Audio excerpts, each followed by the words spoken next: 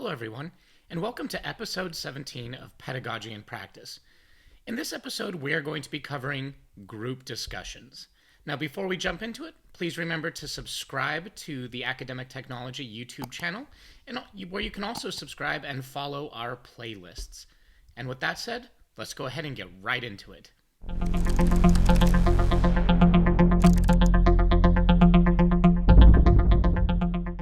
Okay. So when we're teaching face-to-face classes, the types of activities that we typically employ in order to help engage our students are group discussions, where we get everybody in the class either broken into groups, or we get a nice class discussion going on, or we also implement group assignments where we have them do different types of activities and then turn those in over time, or sometimes we even implement them as in-class activities. Well, the same can be done using Canvas, and that is known as group discussions. But before I get into showing you exactly how to use group discussions and how to set them up, I wanted to show you what it looks like from the student perspective. So what I've actually gone ahead and done is I created a fake group discussion in one of my empty Canvas shells, and I actually invited my wife into this Canvas shell to act as a student. And I currently am in Canvas as a Canvas admin, sort of masquerading as her within this course. The power is mine. Shh. Don't tell her I'm actually doing this. I'm going to go in and change all sorts of grades and do all sorts of fun stuff. Yeah. Oh, maybe not. But I could if I wanted to. But anyway, what I wanted to show you is this is what it looks like from the student perspective. In order to join a group, or in order for her to not just join a group, but to hop into a group that's been created for her, is over here on the Canvas global navigation menu, you'll see that there's actually an icon down here featuring two people with the label groups.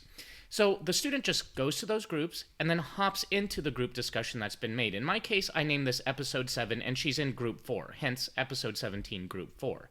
So she can actually click on that, and that will take her into her Canvas group. Now, the really cool thing about Canvas groups when you use them is it basically gives the students in that group a mini Canvas within your Canvas course. It doesn't require anything on the Canvas admin side. We're not creating an extra shell or anything. It's just something reserved within your Canvas shell already. And so what we have here is a small little group page, and it gives them access to a lot of tools, including a home page where they can sort of create a home page and put it here, something that represents their group. They could send out announcements. They could create pages. They could see who else is in their group. They can also they can go in and contribute to discussions. They can upload files and establish collaborations within their group. Now, this doesn't mean that they have access to every student in the class, but they do have access to the students in this group that, are specifically within their own group. Now, we could spend a lot of time talking about all of these really cool tools that are available to them. But for the sake of this video, we are just going to focus on setting up group discussions. So if a student is in a group discussion, they would need to come into their group, go to the discussion, in which you would have the discussion set up for them. They would click on it, start contributing, and yada, yada, yada. They'd get that done. So that's what it looks like from the student perspective. What I would next like to do is I would like to show you how to get started setting up group discussions. And the first thing that we need to do, well, we need to go into our course people menu and establish a group set. What's a group set? Don't worry. I'm going to cover that in the next segment. Okay. As I stated in the previous segment, the very first thing that we need to do is establish the group sets. And what's a group set? It's really simple. It sounds a lot more complicated than it actually is. But basically, group sets are the places you're going to group the students. Think of it like in a face-to-face classroom where you're like, okay, once you're assigned into groups, the first group's going to be in the back left corner, the second group's going to be in the back right corner, we'll have a group in the center, then we'll have two groups up here in the front of the class, right? So it's kind of like you're establishing the space for the groups, and then you're actually going to distribute students to those respective groups. So what we can do in order to do that is I'm going to hop back over here into my Canvas shell, and this is what I have set as the home page right now, just in this sort of fake Canvas shell. And the very first thing that I need to do is I need to go over to the people menu in my course menu. And I'm going to go ahead and click on that. Now, once I get there, you're going to notice that there's two of us in this class. So it's not populated with students or anything. It's just me and my wife in this class. She is, I guess, technically the student, as I've listed her. But you can also see that here's that episode 17 group that I've established. And here is Savannah down here in the 4th group. Now, That works fine and well for that first sort of demonstration that I gave you, but I want to show you how to actually create the group sets yourself.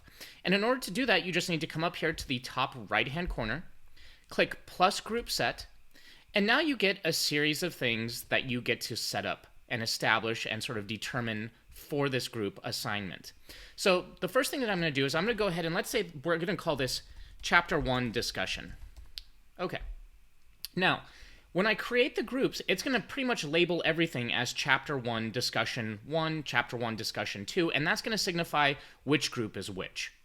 Now, I am allowed to do self-sign-up. I can actually have the students select self-sign-up. And by the way, if you do that, in order for your students to self-sign up for a group, they actually need to go to the People menu in your course, go into the group set, and then click the Join button in order to join a specific group. So that's how that works, and I would just need to check that right here if I wanted to allow self-sign-up. And I highly recommend doing self-sign-up maybe starting the 4th or 5th week of the semester after your students have already sort of identified people that they like to work with in a class, because, then they really gel well and they work together really well.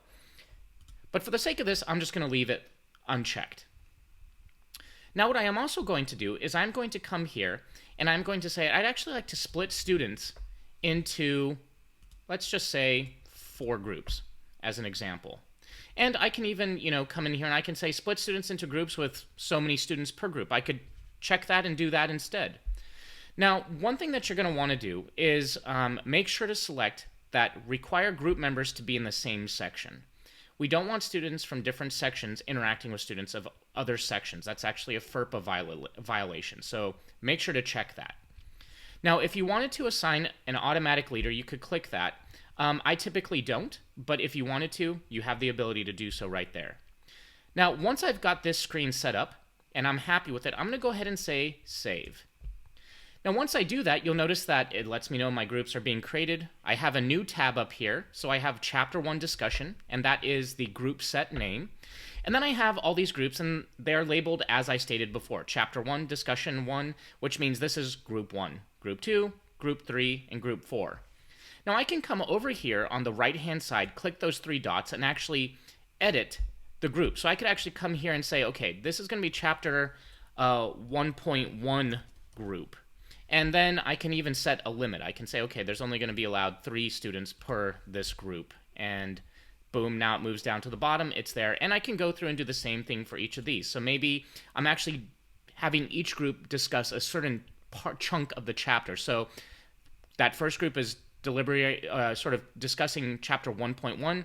Maybe I'm going to have this next group come in here and they're going to talk about Chapter 1.2. And I can limit that also to 3 members or whatever you see fit, and I can say Save, and I can go through and do this for each and every discussion group. I can give them specific names.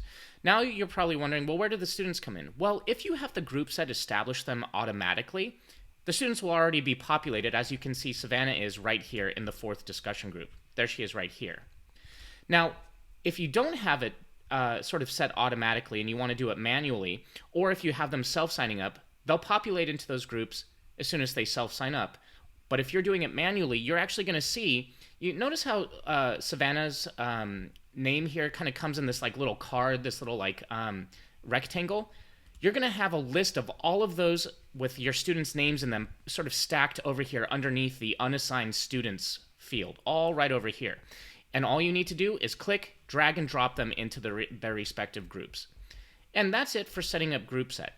Next, I would like to go ahead and show you how to now actually take these groups and attach them to an assignment, the second and final part of establishing a group discussion. Now, the final part of setting up group discussions is to actually attach it to the discussion itself. So let's go ahead and hop back into my course shell, and I'm going to show you how to do that. So back in my course shell, I've gone ahead and started creating this obviously very important discussion. Right? I gave it a title, I gave it some instructions, and I'm working to get it all set up just like I would when I'm creating any discussion. I've come down here and under my options, I've checked I'm going to allow threaded replies. I want people to post before seeing other replies. It is going to be graded. I'm also allowing liking so that they can, give it a thumbs up. And what I'm most interested in order to make it a group discussion is I need to come here where it says group discussion, and then I have this radial button right here that allows me to flag this as a group discussion. Now I'm almost there. Now I need to select which group set, which organization of student groups I would like to use for this assignment. Now I could use the episode 17 one that I created prior to the start of this video, right? I could use that one here, but I want to use the one specifically meant for this discussion. So from the drop down, I'm going to select the chapter 1 discussion group set that we just established in the prior segment of this video. So I'm going to go ahead and select that. Now once I get there, I can come down. I can make sure I get everything else set. Points, it's obviously worth 500 points. It's going to be in my assignment groups. I can assign it to specific CRNs or to people. I can create the due date, available from, and until date. I can do all of that. And then I'm going to say save. Now you'll notice that as soon as you do that, it now shows each of those groups established right here. So once they start actually contributing to that discussion, I can hop into that group and I can see exactly what it is that they are starting to contribute to this discussion within their respective groups. And I'm currently now sitting in chapter 1.1 group, right? So I can see there. Now, if I'd like to switch groups, instead of having to go all the way back to the assignment and click it, I can just come here to switch groups and select the next group that I'd like to hop to right here. Now, sometimes when you do that, notice that I end up on the group's homepage. So I would need to go back into discussions, scroll down to that discussion, and that will take me into this group's discussion thread. And that is it for how to create and use group discussions in Canvas. I hope you found this video helpful. Please remember to subscribe to the Academic Technology YouTube channel. On the YouTube channel, you can also follow our Pedagogy and Practice playlist. All right, talk to you next time.